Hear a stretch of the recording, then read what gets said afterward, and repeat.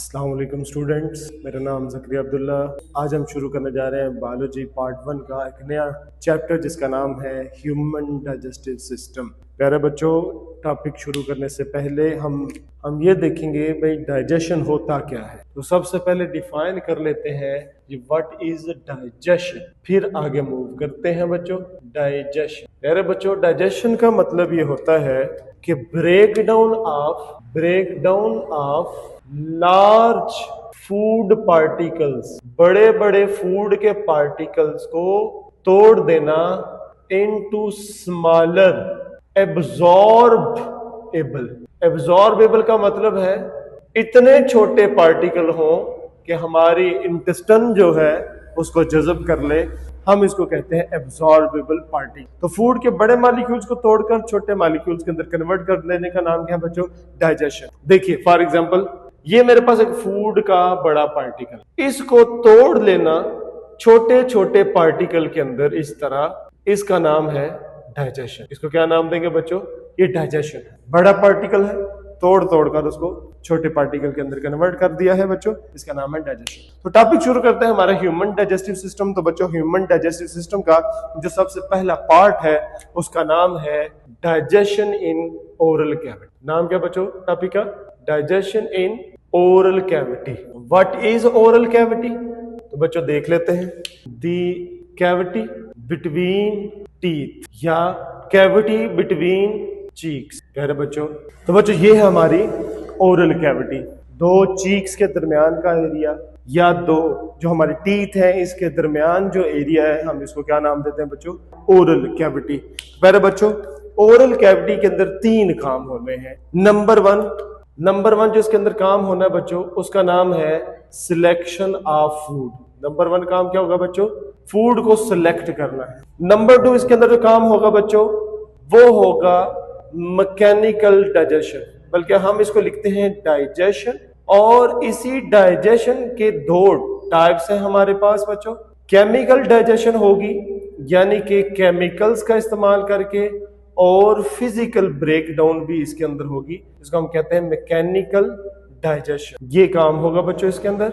और जो तीसरा काम है आपकी ओरल कैविटी का, वो होता है कि उसको स्वॉलो कर लेना, उसको निगल लेना। ये तीन मेजर काम है आपकी ओरल कैविटी। तो प्यारे बच्चों, यहाँ पर एक डायग्राम ड्रा की है ओरल कैविटी की, तो इसके कुछ पार्ट्स को जान लेते हैं बच्चों। यहाँ पर ये देखें, दो आपके फेस के अंदर कैविटी, इसको नाम दिया जाता है नेजल कैविटी, और ये जो नीचे है इसको नाम दिया जाता है ओरल कैविटी। दो कैविटीज हैं, नेजल कैविटी, और दोनों को सेपरेट किया हुआ है एक पार्टीशन ने। ये जो पार्टीशन आपको नजर आ रही है, इस पार्टीशन का नाम है पैलेटाइन। इसको क्या नाम दे देंगे? ये पैलेटाइन है। पैलेटाइन वो बोन है, वो पार्टीशन है जिससे आपकी ओरल कैविटी और नेजल कैविटी दो अलग अलग हिस्सों में तकसीम हो जाती है बच्चों। अब आपकी जो ओरल कैविटी है उसमें सबसे मेजर जो चीज है वो है बच्चों आपके लिप्स। लिप्स जो है बड़ा अहम रोल प्ले करते हैं। क्या रोल प्ले करते हैं बच्चों? नंबर वन ये बच्चों hold the food inside oral cavity. Oral cavity के अंदर फूड को होल्ड करके रखती है। नंबर 2, ये बड़ी ही आप समझ लें कि वेस्कुलराइज है। वेस्कुलराइज का मतलब ये होता है यहाँ पे ब्लड वेसल बड़ी ज्यादा होती हैं, और इसके इस वेस्कुलराइज होने में ये सिलेक्शन ऑफ फूड में भी बड़ा अहम रोल प्ले करती हैं आपके लिप्स। अगर यहाँ पर कोई हार्ड चीज लग जाती है, अनवांटेड चीज लग जाती है, तो ये फूड उसको रिजेक्ट कर देता है इंसान। तो बच्चों, तीसरा इसका एक और फंक्शन जो आपकी बुक ने बताया है वो है फोनेशन। फोनेशन का मतलब ये होता है कि हम जो आवाज निकालते हैं उस आवाज को जो शेप दी जाती है वो इन लिप्स की वजह से दी जाती है। फोनेशन में आपको पता है कि आपके लैरिंग्स इन्वॉल्व होता है, आपकी टंग इन्वॉल्व होती है, और आपके लिप्स इन्वॉल्व होते हैं। तो लिप्स जो है वो आपकी जो लिप्स है वो आपके जो वॉइस है उसको एक शेप देते हैं, जिसको हम फोनेशन का नाम देते हैं। तो प्यारे बच्चों, अब इसके अलावा तीसरी बात करते हैं, एक और बड़ा अहम जो पार्ट है आपकी बॉडी का जिसको हम नाम दे देंगे भाई टंग का। ये नंबर 1। यहाँ पे चलो नंबर 2 लिख देते हैं, ये नंबर 2 है। अब चूंकि इसको यहाँ पर लाइन लगाना जरा थोड़ा सा मुश्किल हो जाएगा, तो ये नंबर 1 हमारे पास लिप्स है एंड नंबर 2 अब हमारे पास जो है वो टंग है। नंबर 2 बच्चों हमारे पास क्या होगी, नंबर 2 हमारे पास आ जाती है टंग। अब टंग का भी बड़ा अहम रोल है सिलेक्शन ऑफ फूड में, ये भी रोल प्ले करती है बच्चों किसमें, सिलेक्शन ऑफ फूड। फूड को सिलेक्ट करेगी।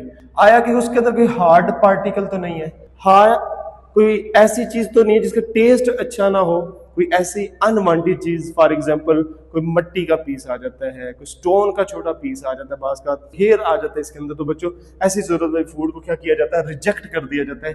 इसके अलावा इसके पास मौजूद है टेस्ट बड्स। टेस्ट बड्स जो है वो आपको जायका प्रोवाइड करते हैं बच्चों, ये टेस्ट प्रोवाइड करते हैं आपको। कोई फूड कितनी अच्छी है बच्चों, उसमें रोल प्ले करते हैं आपके टेस्ट बड। बच्चों इसमें हम कह सकते हैं कि प्रोवाइड टेस्ट। फूड कितनी मीठी है, कितनी तीखी है या कितनी कड़वी है, या आपको कौन बताएगा बच्चों, आपकी टंग बताएगी। लेकिन इससे भी एक और बड़ा अहम काम है इसका, वो ये है mixing of food. Mixing of food, food को मिक्स भी किया जाता है। जब हम उसको चबा रहे होते हैं तो जुबान फूड को एक साइड से उठाकर दूसरी साइड पे ले जाती है, दूसरी साइड से उठा के इस साइड पे वापस ले आती है, तो फूड की मिक्सिंग में बड़ा अहम रोल प्ले करता है। तो प्यारे बच्चों अब हम बात करेंगे एक नेक्स्ट टॉपिक की, एक नेक्स्ट पार्ट की, जिनका नाम है टीथ। ये टीथ है आपकी ओरल कैविटी के अंदर, ये टीथ है। टीथ नंबर पार्ट 3 आपके पास होगा टीथ। टीथ बड़े बच्चों चूंकि हम ओमनीवोरस हैं, याद रखना हम क्या है बच्चों, ओमनीवोरस है। ओमनीवोरस का मतलब है, ओमनी का मतलब होता है ऑल टुगेदर और वोर का मतलब होता है खाना, हम सब कुछ खाते हैं। तो अगर हम ओमनीवोरस हैं तो बच्चों इसके लिए फिर हमारे पास जो टीथ है उसकी भी बड़ी ज्यादा वैरायटी है। तो बच्चों कौन कौन सी वैरायटी है, हम शुरू करते हैं एक साइड से। हमारे पास मोलर्स हैं, फिर प्री मोलर आ जाते हैं, दाढ़ और छोटी दाढ़ को प्री मोलर कहेंगे। फिर आ जाते हैं हमारे पास केनाइन। केनाइन हम कहते हैं नोकीले दांतों को।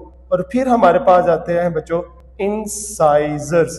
इंसाइजर्स हम कहते हैं सामने वाले दांतों को जो काटने के तौर पर यूज की जाते हैं। जो सामने वाले जो दांत होते हैं इनको इंसाइजर्स का नाम दिया जाता है। अब चूंकि हमने वैरायटी ऑफ फूड खाना, हमने चबाना भी है, काटना भी है, टीयर भी करना है, गोश्त को भी काटना है, तो उसके लिए किनाइन नुकीले दांत जो होते हैं उनको किनाइन का नाम दिया जाता है। अब टीथ का मेन काम क्या है प्यारे बच्चों, टीथ का मेन काम हमारे पास है मैकेनिकल डाइजेशन। मैकेनिकल डाइजेशन जो दूसरा हमारा पार्ट है डाइजेशन का, मैकेनिकल डाइजेशन के अंदर ये बड़ा अहम रोल प्ले करते हैं। हम इसको एक और नाम भी देते हैं मैस्टिकेशन। क्या नाम देते हैं बच्चों इसको, मैस्टिकेशन का नाम भी देते हैं। यानी कि चबाने को हम क्या नाम देते हैं, मैस्टिकेशन। इसको मैकेनिकल डाइजेशन भी कहते हैं, या बच्चों इसको हम यूं भी कह सकते हैं कि ब्रेकडाउन ऑफ फूड पार्टिकल को ब्रेक डाउन कर देना by teeth is known as mechanical digestion या मैस्टिकेशन, या हम उसको सिंपली ब्रेक डाउन भी कह सकते हैं। तो ये आपकी ओरल कैविटी का बड़ा अहम। तो बच्चों इसके अलावा आपके पास है सिलाइवरी ग्लैंड्स। नेक्स्ट पार्ट जो है आपके पास नंबर 4 वाला जो हिस्सा है उसका नाम है सिलाइवरी ग्लैंड। सिलाइवरी ग्लैंड्स वो ग्लैंड्स हैं जो आपकी बॉडी के अंदर, आपके ओरल कैविटी के अंदर सलाइवा प्रोड्यूस करते हैं for the digestion of food. मिसाल के तौर पर आपके पास 3 पेयर्स हैं, लिख देता हूं यहां पर बच्चों, आपके पास 3 पेयर्स हैं। कितने पेयर हैं बच्चों, 3 पेयर्स हैं सलाइवरी ग्लैंड के आपकी डाइजेस्टिव, आपकी ओरल कैविटी के अंदर। तो बच्चों ये ले, ये वाला है आपका नंबर 1 पैरोटिड ग्लैंड, ये बिल्कुल कान के सामने है, ये है जुबान के नीचे, इसको नाम दिया जाएगा सब लिंगुअल ग्लैंड। और ये तीसरा है जो बिल्कुल आपकी मैंडिबल के नीचे होता है, हम इसको सब मैंडिबुलर का नाम भी दे सकते हैं, सब मैंडिबुलर ग्लैंड। तो 3 पेयर हैं आपके पास ग्लैंड्स के, सलाइवरी ग्लैंड के जो सलाइवा प्रोड्यूस करते हैं। पैरोटिड ग्लैंड कान के बिल्कुल सामने इस जगह पर होते हैं। और बच्चों ये जो जा है आपका, इसके बिल्कुल अंदर की जानब, दांतों के अंदर की जानब सब मैंडिबुलर ग्लैंड पाया जाता है। एंड सब लिंगुअल बिल्कुल जुबान के नीचे ग्लैंड्स पाई जाती हैं, थैलिया मौजूद है सलाइवा की, जिसको आप नाम देते हैं सबलिंगुअल ग्लैंड का नाम दे देते हो। अब ये करते क्या है प्यारे बच्चों, ये प्रोड्यूस करते हैं सलाइवा। प्रोडक्शन ऑफ, इसका काम है प्रोडक्शन ऑफ सलाइवा। बच्चों सलाइवा की पीएच कितनी होती है? पीएच है उसकी 8.0 पीएच होती है, और फौरन ही सलाइवा में से CO2 गैस निकलने की वजह से ये पीएच ड्रॉप होकर 6.0 पे आ जाती है। यानी कि 8 pH पे आपका सलाइवा जो है वो सिक्रीट होता है, और जब भी उसमें से CO2 निकलती है तो सलाइवा की पीएच जो है वो 6 रह जाती है। तो प्यारे बच्चों ये तो हो गए उसके पीएच के हवाले से। कंपोजिशन क्या है इसके अंदर प्यारे बच्चों? मौजूद होता है म्यूकस होता है, वाटर है इसके अंदर प्यारे बच्चों सलाइवा के अंदर। इसके अलावा बाइकार्बोनेट्स है, बाइकार्बोनेट्स इसके अंदर मौजूद होते हैं जो कि बफर का काम करते हैं। बफर का मतलब ये होता है पीएच को बैलेंस रखते हैं। तो मैं नीचे लिख देता हूं, ये बैलेंस करेंगे पीएच को। फिर एक और कंपाउंड है जिसका नाम है थायोसायानेट। थायोसायानेट क्या करता है? किल कर देता है माइक्रो ऑर्गेनिजम्स को, यानी कि अगर कोई बैक्टीरिया अंदर मौजूद है तो उसको मार देगा, उसको किल कर देगा प्यारे बच्चों। इसके अलावा यहां पर मौजूद है एंजाइम्स। कौन से एंजाइम्स होंगे बच्चों? नीचे देख लीजिएगा। नंबर 1 अमाइलेज, इसका पूरा नाम है सलाइवरी अमाइलेज, या प्यारे बच्चों इसको एक और नाम भी दे देते हैं टाइलिन। और करेगा क्या बच्चों? करेगा ये कि स्टार्च को, या फिर आपने अगर ग्लाइकोजन खा लिया है तो उसको तोड़ दिया जाएगा माल्टोज के अंदर। आपको पता है कि माल्टोज एक डाइसैकेराइड है, स्टार्च और ग्लाइकोजन एक पॉलीसैकेराइड है। इसके अलावा एक और एंजाइम भी होता है बच्चों जिसका नाम है सलाइवरी लाइपेज।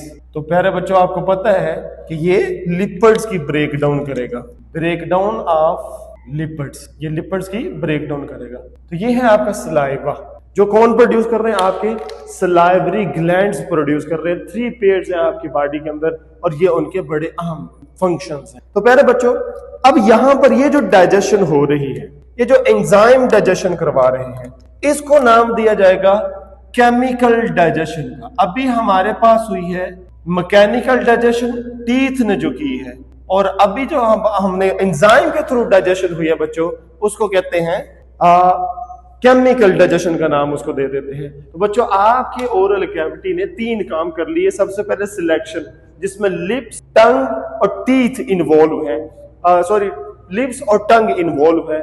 और उसके बाद बच्चों है डाइजेशन, केमिकल और मैकेनिकल।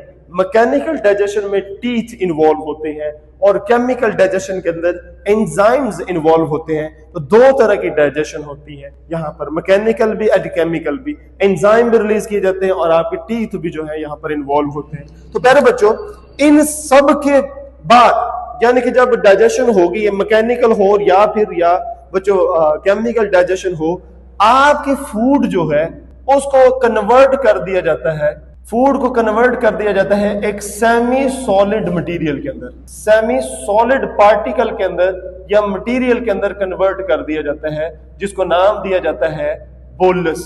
अब ये बोलस जो है वो इतना नरम होता है कि अब इसको स्वॉलो करना जरा आसान हो जाता है। तो अब इसके बाद हमारा फिर तीसरा टॉपिक शुरू होता है स्वॉलोइंग। तो प्यारे बच्चों हम अपना तीसरा हिस्सा शुरू करते हैं, जिसका नाम था स्वॉलोइंग, स्वॉलो करना, निगलना। बच्चों अब बोलस तो बन गया, अब बोलस को निगलना है। अब निगलने के लिए यहां पर जो 3 चीजें हैं, यहां पर कुछ पॉइंट है जो आपने बड़े अच्छे तरीके से नोट कर लेने हैं। यहाँ पे 3 बड़े अहम इवेंट्स होने वाले हैं। वो ये है कि आपकी जो टंग है वो पुश करती है फूड को, कहां पर? फेरिंग्स की जानिब। फेरिंग्स वो पार्ट है आपके बॉडी का, मिसाल के तौर पर ये एक कॉमन पाथवे है पीछे जो आपका रेस्पिरेटरी सिस्टम और डाइजेस्टिव सिस्टम दोनों की तरफ जाता है, इसको नाम दिया जाता है फेरिंग्स। अब फेरिंग्स की जानिब ये टंग जो है उसको पीछे की तरफ धकेलती है फूड को। अब जब भी फूड उसको पीछे की तरफ, टंग फूड को पीछे की तरफ धकेलेगी बच्चों, तो यहाँ पर 2 इवेंट और होंगे। दूसरा इवेंट जो यहाँ पर होगा वो ये है बच्चों कि आपका जो epiglottis, and what is epiglottis and what is glottis? प्यारे बच्चों वो पाथवे जो आपके रेस्पिरेटरी ट्रैक की तरफ जा रहा है, ये जैसे फॉर एग्जांपल लेरिंग्स है, तो इस लेरिंग्स की जो ओपनिंग है, इस ओपनिंग को नाम दिया जाता है ग्लोटस, और इस ग्लोटस के ऊपर एक कवर है जिसको नाम दिया जाता है एपिग्लोटस। एपी अबव को कहते हैं और ग्लोटस सुराख को कहते हैं। ये पार्शियली क्लोज हो जाता है, ये पीछे की तरफ बंद हो जाता है ताकि फूड को आपके रेस्पिरेटरी ट्रैक की तरफ न धकेल सके। अब यहाँ पे डायग्राम में देखें कि यहाँ पर आपका जो रेस्पिरेटरी ट्रैक है वो फ्रंट की जानब है, सामने, और जो डाइजेस्टिव ट्रैक है वो पीछे की जानब है। तो बच्चों फूड आपके रेस्पिरेटरी ट्रैक में ना जाए बल्कि वो फूड की नाली यानी कि एसोफेगस में ही जाए, तो उसके लिए एपिग्लोटिस जो है वो क्लोज हो जाता है। एपिग्लोटिस क्या करेगा बच्चों? कवर कर लेता है किसको भला? ओपनिंग ऑफ लेरिंग्स को क्लोज कर लेगा, यानी कि ये पीछे की जानब बंद हो जाएगा, ये ऐसे पार्शियली क्लोज हो जाएगा। अब जब ये बंद हो जाएगा तो फूड जो है वो आपकी रेस्पिरेटरी ट्रैक में नहीं जाएगी बल्कि डाइजेस्टिव ट्रैक में जाएगी।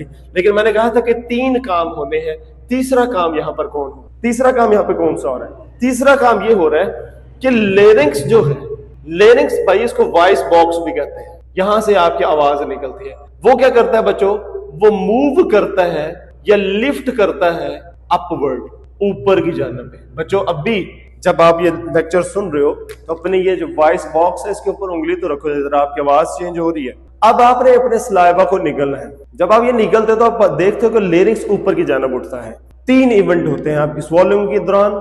नंबर 1, टंग पुश करेगी पीछे फूड को, ऐसे में एपिग्लोटिस जो है वो क्लोज होगा और क्लोज होकर आपके रेस्पिरेटरी ट्रैक को कवर करेगा और आपका जो लेरिंग्स है वो ऊपर की जानब उठेगा। 3 इवेंट होते हैं और फूड को स्वॉलो कर दिया जाता है। अब बच्चों एक दफा जब फूड स्वॉलो हो जाती है तो इसके बाद शुरू हो जाता है एक इनवॉलंटरी फेज। इनवॉलंटरी फेज का मतलब यह है कि अब फूड आपके कंट्रोल से बाहर निकल चुकी है। अब ये खुद ब खुद नीचे जाएगी। अब ये जो खुद ब खुद नीचे जाएगी इसको नाम दिया जाता है पेरिस्टालसिस। पेरिस्टालसिस प्यारे बच्चों, ये पेरिस्टालसिस क्या है? ये इसको हम कहते हैं wave like contraction of digestive track. आपका जो डाइजेस्टिव ट्रैक है उसका जो वेव लाइक मूव करना होता है बच्चों, उसको हम पेरिस्टालसिस मूवमेंट का नाम देते हैं। और वो क्या करती है? वो पुश कर देती है, पुश द फूड, वो फूड को पुश कर देती है to the next part of digestive system. आपका डाइजेस्टिव सिस्टम का जो अगला हिस्सा है वो वहां तक उसको भिजवा देती है। कौन कौन से मसल इन्वॉल्व होते हैं प्यारे बच्चों? आपके डाइजेस्टिव सिस्टम के अंदर 2 बड़े यानी कि पेरिस्टालसिस के अंदर 2 बड़े अहम मसल्स यहां पर काम कर रहे हैं। एक का नाम है लॉन्गिट्यूडिनल मसल और दूसरे का नाम बच्चों सर्कुलर मसल। 2 मसल्स होते हैं, longitudinal muscles and circular muscles. ये अल्टरनेटिवली कॉन्ट्रैक्ट करते हैं। अल्टरनेटिवली जब कॉन्ट्रैक्ट करते हैं तो फूड नीचे की जानब जाती है। इमेजिन कीजिएगा कि ये फूड का पार्टिकल है यहाँ पर एसोफेगस के अंदर। ये एसोफेगस है, इसको क्या नाम दे देंगे? वो नाली जो फूड को स्टमक की तरफ लेकर जा रही है, इसको नाम दिया जाता है एसोफेगस। तो प्यारे बच्चों, अब यहां पर जब सर्कुलर मसल कॉन्ट्रैक्ट कर, ये जब लॉन्गिट्यूडिनल मसल कॉन्ट्रैक्ट करेंगे इस तरह, तो भाई फूड नीचे की जानब आएगी। अब जब फूड नीचे की जानब आएगी तो भाई ये फूड इधर पहुंच जाएगी, इस जगह पर। अब इस जगह से वापस ना जाए तो भाई एक और काम किया जाएगा, वो ये है कि यहाँ की जो सर्कुलर मसल्स है, इस तरह के जो गोल मसल है, वो कॉन्ट्रैक्ट करेंगे। एक तो फूड नीचे ना जाए, इसको स्क्वीज करेंगे नीचे की जानब। अमूमन शॉपर के अंदर लेकर आते हैं ना, दही लेकर आते हैं, तो अमूमन हमारे घर के बड़े जो शॉपर को यूं पकड़कर उसमें से दही यूं निकालते। तरीका थोड़ा सा गलत है लेकिन मैं आपको समझाने के लिए बात कर रहा हूं। तो इस तरह जो स्क्वीज किया जाता है, बाहर निकाला जाता है, तो यहां पर भी एसोफेगस को स्क्वीज किया जा रहा है सर्कुलर मसल की तरह, सर्कुलर मसल के थ्रू। और साथ ही लॉन्गिट्यूडिनल मसल फिर कॉन्ट्रैक्ट करेंगे बच्चों। तो जब यहां से लॉन्गिट्यूडिनल मसल फिर कॉन्ट्रैक्ट करेंगे आगे की जानब, तो फूड भाई इधर से अगले पोर्शन में आ जाएगी और फाइनली वो पहुंच जाएगी कहां पर? आपके स्टमक के अंदर। अब स्टमक के अंदर जब पहुंच गई है तो फिर इस फूड के साथ क्या होगा, ये हमारा टॉपिक है अगले लेक्चर का। तो प्यारे बच्चों, इस टॉपिक को अच्छी तरह समझें, डायग्राम बनाएं और प्रैक्टिस करें। कंप्लीट नोट्स मैंने आपको यहाँ पर बना दिए हैं, इनको लिखें, लिख कर याद करें, तो इंशाल्लाह ये जो टॉपिक है आपको बड़ी आसानी से याद हो जाएगा। डायग्राम बनाना ना भूलिएगा बच्चों। अपना ख्याल रखिएगा, मिलते हैं अगले लेक्चर। अल्लाह हाफिज।